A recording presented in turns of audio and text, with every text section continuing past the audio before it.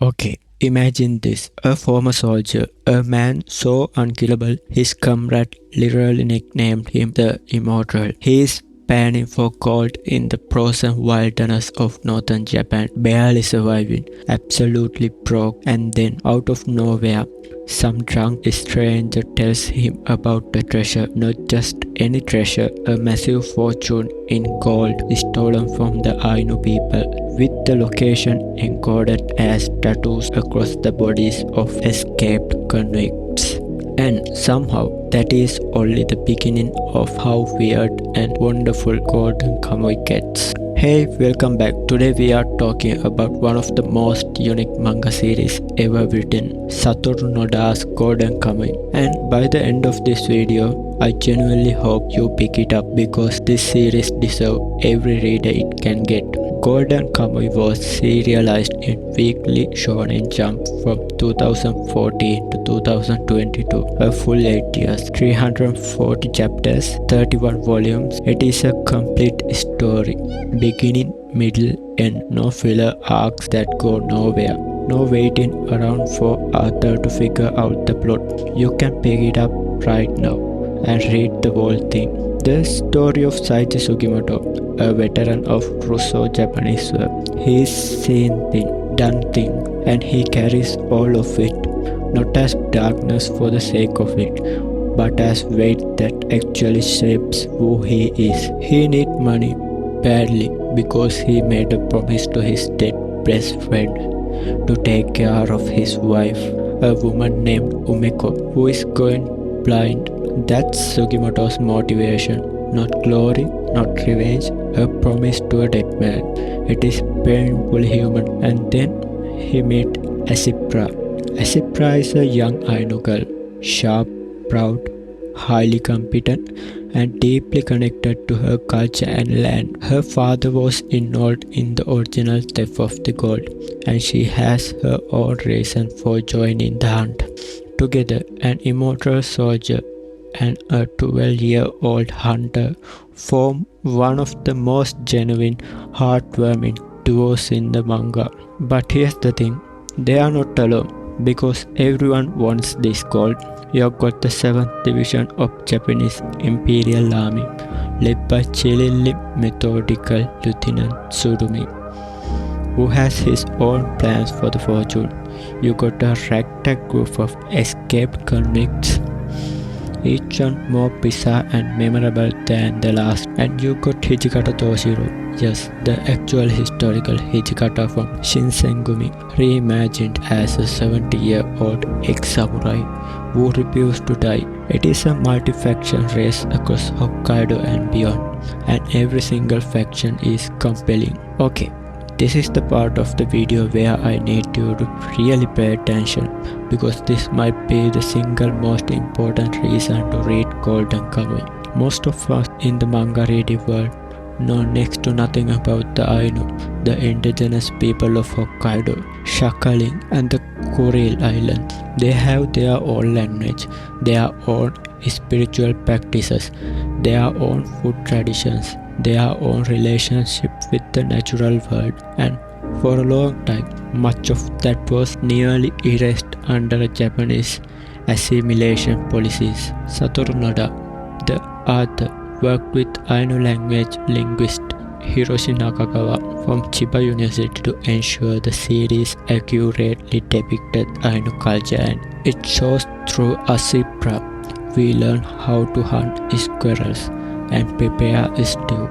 We learn about the Iomante, the bear spirit sending ceremony. We hear the Ainu language spoken with word hina, a sound of gratitude and appreciation for the food, a small ritual woven into every meal. We see Ainu clothing, tools, spiritual beliefs, all treated with genuine respect, and importantly, the Ainu characters are never just victims.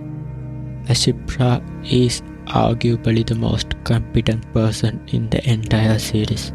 She saves Sugimoto constantly. Her knowledge of plants, animals, the land, her own culture is consistently portrayed as wisdom. The manga is making an argument about the value of indigenous knowledge. In 2019, Golden Kamuy's character Ashipra was chosen as the base of a major manga exhibition museum in London. That's not a small thing. If you finish Golden Kamuy and feel like looking up Ainu history, Ainu food, Ainu language, that is Satoru Noda doing his job. This is a manga that in the same chapter can show you a brutal, realistic depiction of Russo-Japanese war drama, a character getting mauled on comedic energy. There is a man who can escape from literally anything, a serial killer who is inexplicably charming,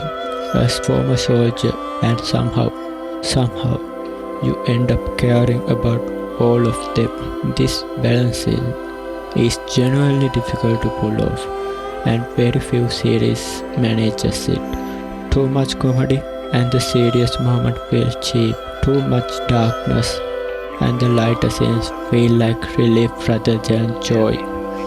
Golden Kamuy gets the balance right.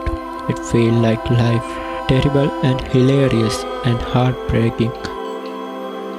Let's talk about characters, because this is where Golden Kamuy really earns its reputation.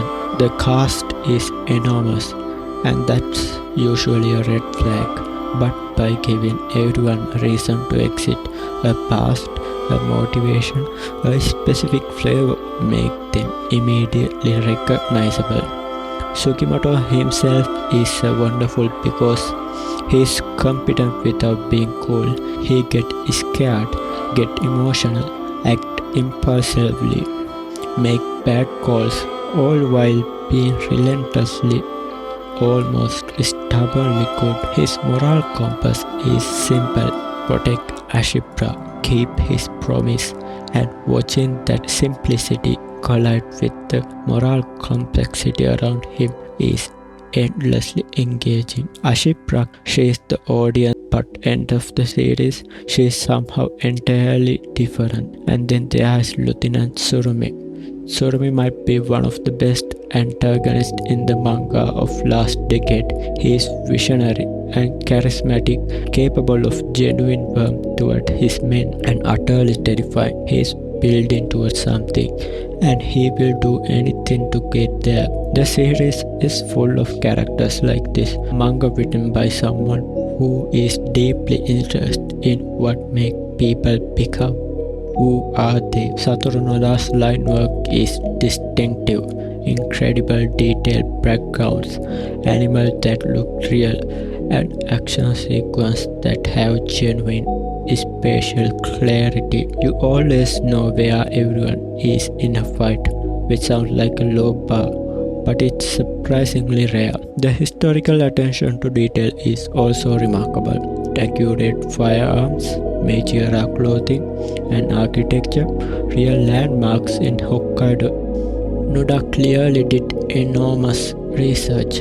The series sold over 19 million copies by the time it concluded in 2022. It won the Manga Taisho, the Osamu Tezuka Cultural Prize, which is basically the highest honor in Japanese manga, and it's worth noting the manga finished all 31 volumes. It's all available in English through Viz Media. You can start and finish the story without waiting for anything. Here's what I want to leave you with. On the surface, Golden Kamuy is a treasure hunt manga. What Golden Kamuy is really about outcasts. Almost every character in the series exists outside of the mainstream society in some way. What everyone is really hunting is belonging, a purpose, a reason. It also asks real questions about colonization, about what happened to the indigenous cultures. Erasing those cultures, it doesn't moralize about it, it just shows you, it lets you sit with Ashipra. And somehow, it does all this while also being a manga where a man escapes from a prison by inflating himself with gas and floating away. That's the thing about Golden Kamuy. There's an anime adaptation currently on Crunchyroll. It's decent, especially in the later seasons, but the manga's art has an energy that hard to fully translate. If you want to start with the anime to test the waters, totally valid. But if you take one thing from this video, it's this: read the manga, all 31 volumes, and let Satoru Noda take you somewhere you have never been. Hokkaido 1907. It's cold, it's beautiful, and it will surprise you. See you next time.